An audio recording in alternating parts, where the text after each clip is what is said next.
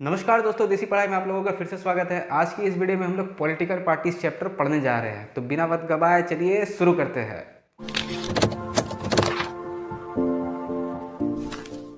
हमारे भारत देश में शायद ही कोई ऐसा आदमी होगा जिसको पॉलिटिकल पार्टी के बारे में पता ना हो। यहाँ पे आदमी लोग क्या करता है, पॉलिटिकल पार्टी को सीधा रिलेट कर देता है सरकार से। जैसे अभी बीजेपी का सरकार है तो आदमी बोलेगा, आदमी नरेंद्र मोदी को देखेगा तो बोलेगा ये सरकार है।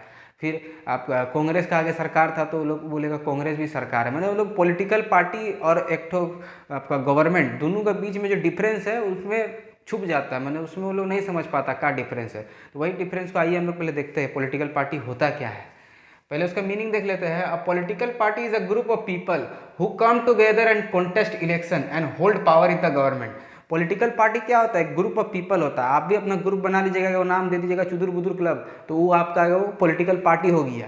इसी प्रकार आपका political party group of people होता है। क्या करता है वो ग्रुप ऑफ पीपल? वो लोग इलेक्शन लड़ता है, इलेक्शन लड़ेगा, अगर पब्लिक का सपोर्ट उसको मिल गया तो बस वो जीत जाएगा इलेक्शन। जीतने के बाद वो लोग अपना, तब वो लोग जो आदमी जो लोग जीतने के बाद जो आदमी लोग का ग्रुप बनेगा वही होगा वो लोग का सरकार। तो वो लोग एक पर्टिकुलर टाइम के लिए रहता है ना।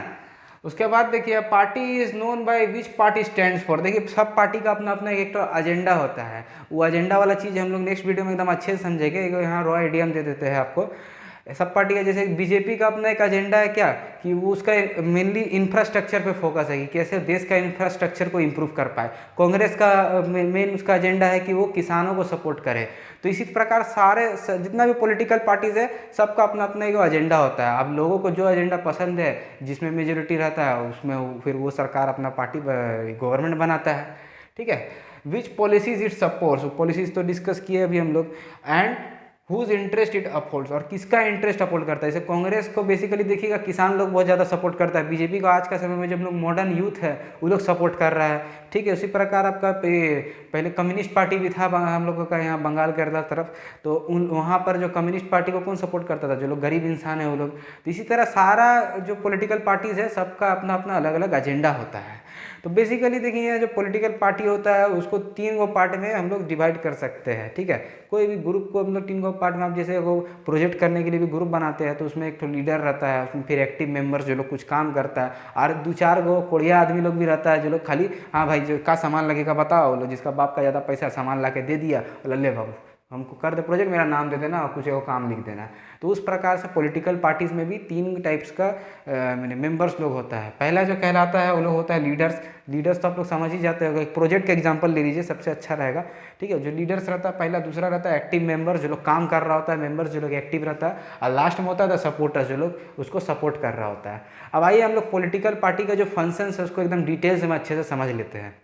अब हम लोग थोड़ा सा पॉलिटिकल पार्टीज का कुछ फंक्शंस देख लेते हैं। सबसे पहला फंक्शन क्या दिया हुआ है? Parties put forward their policies and programmes for voters to choose for them. Party लोग क्या करता है, डिफरेंट पार्टी अपना अपना एजेंडा बनाता है। नेता लोग भाषण दे करके हाँ हम आपके लिए ही करेंगे, ये मेरा काम ऐसा रहेगा, रोजगार देंगे तो पानी घर घर में देंगे, सब अपना अपना पॉलिसीज बताता है। अब वो करता है नहीं करता वो आप लोग भी अच्छा से जानते हैं, लेकिन वो लोग इलेक्शन का पहले बताता है अपना पॉलिसीज। हर पार्टी अपना पॉलिसीज बताता है। अब नहीं बताएगा तो वो उसको वोट कहाँ से मिलेगा, किस पॉलिसीज के आधार पर मिलेगा। ठीक है। सेकंड फंक्शन क्या हो जाता है? Parties play a major role in making laws for the country. No bill can become a law unless majority party support it. Party लोग क्या करता है, बिल को, मतलब देखिए बेसिकली हम लोग लेजिस्लेटिव असेंबली में जो मेजोरिटी रहता है उसी का सरकार बनता है। जो पार्टी का मेजोरिटी वोट मिलता है, तो उस प्रकार से वो लोग मेंबर्स लोग ही ना, जो जीता है वही लोग डिसाइड करेगा कौन सा बिल पास होना चाहिए नहीं होना चाहिए। और जो बिल पास हो जाता है वही लोग मेजोरिटी की वजह से ही होता है और लॉ बन जाता है।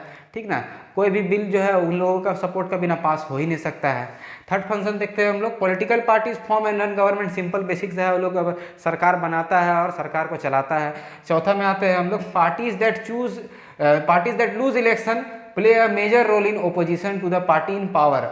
जो लूज कर जाता है इलेक्शन, जो लोग हार जाता है वो लोग क्या करता है, ओपोजिशन बनाता है, जो कि बहुत ही इंपॉर्टेंट है आज का समय में। देखिए आज यदि कांग्रेस है हम लोगों का बहुत ही स्ट्रॉन्ग ओपोजिशन जो हम लोगों का सेंट्रल लेवल में अभी बीजेपी रूल कर रही है। तो आप लोग देखिएगा जैसे अभी फार्म लॉ को वापस ले लिया गया, तो किसका वजह से ले गया? लोग जो ओपोजिशन लोग बहुत ही विरोध किया इसका, ये फार्म लॉ सही नहीं है, तो जिसका वजह से गवर्नमेंट को अपना जो बिल है जो पास किया था वो लोग वापस लेना पड़ा, लॉ को वापस हटाना पड़ा, जो फार्म लॉ चेंज हो रहा था। तो इसी प्रकार से ओपोजिशन जो एक बहुत ही जरूरी होता है डेमोक्रेसी में, स्ट्रॉन्ग ओपोजिशन। तभी जो है हम लोग लोकतंत्र जो है जिंदा रह पाएगा, डेमोक्रेसी जिंदा रह पाएगा। फिर आइए नेक्स्ट फंक्शन देखते हैं हम लोग, party shape public opinion, they raise and highlight issue. अब देखिए कुछ भी अगर घोटाला हो जाता है या फिर सरकारें कुछ घोटाला कर देता है तो कौन बताता है? अब अपना कोई पॉकेट में हाथ डाल के थोड़ी बताएगा कि हाँ भाई हम घोटाला किए हैं। तो जो ओपोजिशन रहता है वो बताता है हाँ भाई देखो ये इतना घोटाला किया, लालू यादव चारा घोटाला कर दिया, तो कौन पार्टी का घोटाला कर दिया, ठीक ना। तो उसी प्रकार से आपको ओपोजिशन ही लोग जो है वो लोग बताता है कि कोई सरकार जो है उसको ओपिनियंस के बारे में बताता है, अगर कोई सही चीज़ है तो उसको भी सपोर्ट करता है, ठीक है। आइए नेक्स्ट फंक्शन देखते हैं हम लोग। तो political parties provide access to government machinery and welfare schemes, it is easy for the public to approach a local party leader then a government officer. तो पॉलिटिकल पार्टी अभी देखिएगा कुछ यदि आपको नली फल्ली निकलवाना है अपना घर का, तो आप क्या करिएगा, बगल में पंचायत में जाइएगा, जो गांव में रहता है लोग पंचायत में जाएगा, बोलेगा करा दीजिए, कम करा दीजिए, तो पॉकेट से 200-400 रुपया देगा, तो वो लोग क्या करता है, वो लोग तुरंत काम तो करा देता है। कुछ अगर हायर में अगर उनका बात को इन्फॉर्म करना है कोई पब्लिक का, तो वो भी इन्फॉर्म करता है। तो एक ईजी होता है, लोकल नेता को अप्रोच करना बहुत ही ईजी होता है एज कम्पेयर टू भी हम लोग क्या करेगा, मोदी को अप्रोच थोड़ी कर सकते हैं एक नॉर्मल आदमी, ठीक है। नेक्स्ट फंक्शन को हम लोग देखते हैं, candidates are put forward by political parties to contest election, this candidates are chosen by top leaders और by the members of the party. तो कैंडिडेट्स जो रहता है, जो कौन क्षेत्र से कहाँ कौन इलेक्शन लड़ेगा, तो आपका ई ब्लॉक से कौन लड़ेगा, ई ब्लॉक से कौन लड़ेगा, तो वो कौन चूज़ करता है? मेजरी हम लोग का इंडिया में जो पॉलिटिकल पार्टी का लीडर होता है वही चूज़ करता है कि हाँ बाबू तुम यहाँ से लड़ना, तुम कलकत्ता से लड़ना, तुम दिल्ली से लड़ना, ठीक है ना। तो जो हम लोग का यहाँ पे लीडर चूज़ करता है। जैसे अमेरिका का हम लोग बात करेंगे तो अमेरिका में वहाँ का मेंबर्स लोग डिसाइड करेगा कि कौन मेंबर कहाँ से इलेक्शन लड़ेगा, उसमें भी वो लोग का अंदर में इंटरनल इलेक्शन होता है। अब देखिए ये सब तो हम लोग फंक्शंस पढ़ लिए पॉलिटिकल पार्टीज का, अब लेकिन आखिर हम लोगों के लिए पॉलिटिकल पार्टी जरूरी क्यों है, इतना जरूरत हम लोग को काहे है भाई? 2 पार्टी में भी चढ़ सकता था या फिर एक ही पार्टी रहता है, राजे रहता भी, मोदी इतना अच्छा परफॉर्म कर रहा तो उसी को भाई राजा बना दो, काहे नहीं बना सकते हम लोग? आखिर क्यों हम लोगों को पॉलिटिकल पार्टीज का जरूरत है, आइए हम लोग देखते हैं। अब एक तो ऐसा सिचुएशन इमेजिन करिए जहाँ पे कोई भी पॉलिटिकल पार्टी बोल के कोई चीज़ें नहीं है, कोई ग्रुप बोल के चीज़ नहीं है, कोई पार्टी बोल के चीज़ नहीं है, सब अपना अपना एकदम अकेला इंडिविजुअल। उसमें क्या होता है, उसमें इलेक्शन भी हो रहा है, मान के चलिए इलेक्शन हुआ तो अब क्या होगा, इलेक्शन होगा तो मान लीजिए सेंटर का इलेक्शन हो रहा है, सब अपना अपना जगह से खड़ा हो गया, ठीक है, कोई भी पार्टी का नाम नहीं है यहाँ। एक मान लीजिए कलकत्ता से राम बाबू खड़ा हो गया, तो दिल्ली से श्याम बाबू खड़ा हो गया, तो लखनऊ से घनश्याम बाबू खड़ा हो गया, सब अपना अपना नाम से खड़ा हो गया, हम इलेक्शन लड़ेंगे। मान लीजिए सब आदमी उसको इलेक्ट भी कर लेता है, सब जीत जात करके इलेक्ट भी बन जाता है, और सब MP लोग चल भी जाता है दिल्ली में सरकार बनाने।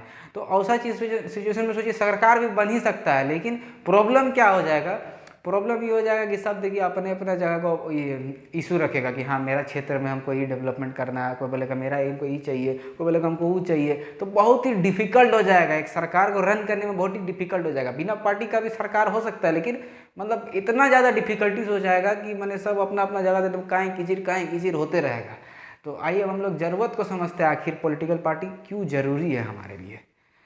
Every candidate in the election will be independent. No one will be able to make any policy change. तो सब कोई अपना अपना क्षेत्र से अपना अपना इंडिपेंडेंट रहेगा।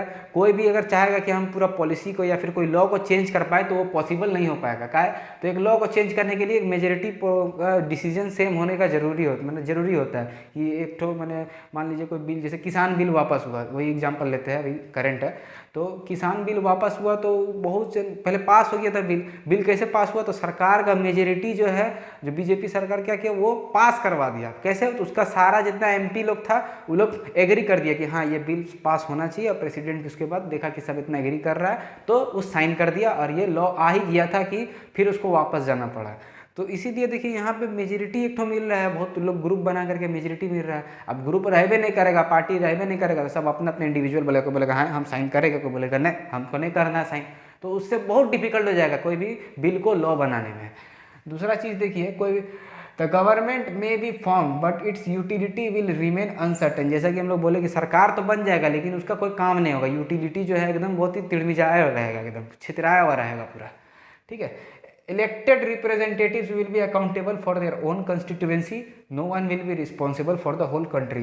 तो अपना अपना क्षेत्र से तो सब अपना अपना रिस्पॉन्सिबल होगा ही, दिल्ली से घनश्याम बाबू तो इसका यहाँ से श्याम बाबू, सब अपना अपना जगह का रिस्पॉन्सिबल होगा, लेकिन जो उसका मेन जो देश का ऊपर कोई रिस्पॉन्सिबिलिटी नहीं ले पाएगा। जैसे आज का समय में क्या है, कुछ भी देश में अगर घटना हो जाएगा तो सब किसका ऊपर सवाल उठाएगा, हाँ मोदी जी का ऊपर, ठीक है। अब नेक्स्ट पॉइंट पे आते हैं हम लोग, as societies become large and complex, there is a need to gather different views on various issues and to present these to the government. तो जिस प्रकार से सोसाइटी जो है एकदम बढ़ते जा रहा है, आज के समय में हमारा देश का जनसंख्या बढ़ते जा रहा है, 1.25 करोड़ हो गया है, आगे 150 करोड़ हो जाएगा, तो कुछ भी मैंने बढ़ रहा है, तो उस प्रकार से हम लोगों को रिप्रेजेंटेटिव्स भी चाहिए कि हाँ जो इतना पॉपुलेशन बढ़ गया है तो सबका राय लेना भी ज़रूरी है, तो इसलिए हम लोगों को पॉलिटिकल पार्टी चाहिए। अब सब अपना अपना क्षेत्र से खड़ा होगा तो और एमएलए एमपी बढ़ते जाएगा, लेकिन कोई काम नहीं हो पाएगा क्योंकि यूनिटी चाहिए। ठीक है, नेक्स्ट पॉइंट है हमारा, society needs a mechanism to support और restrain the government, make policies, justify और oppose them. Political parties fulfil the needs of every representative government.